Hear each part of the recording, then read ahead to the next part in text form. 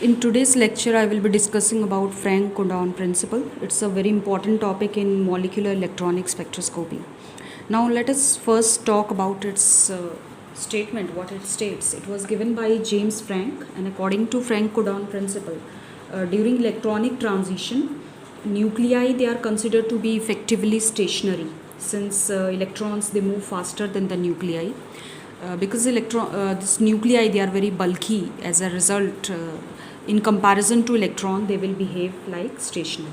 So it means that it will not have any effect on vibration.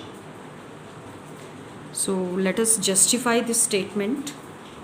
Now, if we talk about the electronic transitions they take place from HOMO, highest occupied molecular orbital, to lowest unoccupied molecular orbital.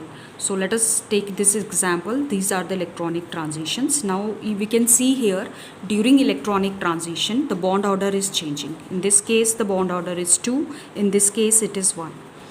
Bond order, as we know, it is related to bond length. It means that bond length is also going to change.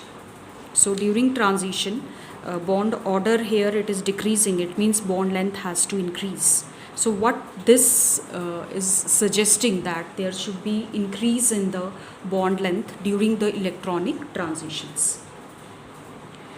So this how Frank-Condon has justified it using various energy level diagrams we are going to see. Now let us try to understand this with the energy level diagrams. This is the energy level diagram when the internuclear distance of the ground state and first electronic excited state, that is same. That is R0 is equal to R. So in that case, what was observed, that the transition it will be from the ground state of this to the ground state of this. So 0 to 0 transition. That will be most intense. So that is possible only when there is no change in the internuclear distance. Now let us come to the second transition. In that case, let us say if the equilibrium bond length in the excited state it is longer. So you can see here equilibrium bond length R, it is greater than R naught. So in that case, a broad band will be observed, since the vertical transition it hits the number of vibrational levels. It is not 0 to 0, it can be 2, 3, 4 and so on. So once excited, then it will be releasing energy that will be represented by the downward arrow, and there will be fall from this state to this state. So in this next diagram, if you see, there is decrease in the equilibrium bond length in the excited state. Initially it was R naught from here to here, and in the excited state it is this. So there is decrease in the bond length. So in that case also, you will see the transition it is taking place at a higher excited level. So it can be 0 to 3, 4. So that will be your intense band.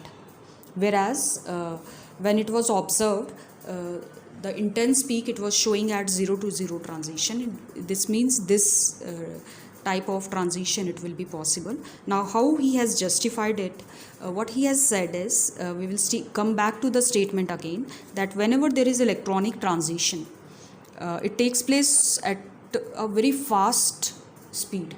Means electronic transition it will be at 10 raised to minus 15 seconds. So in that time period it will go up and then it will come back. So in that time period the nuclei it has just started the vibration. So that is why what is considered that internuclear distance it will be same.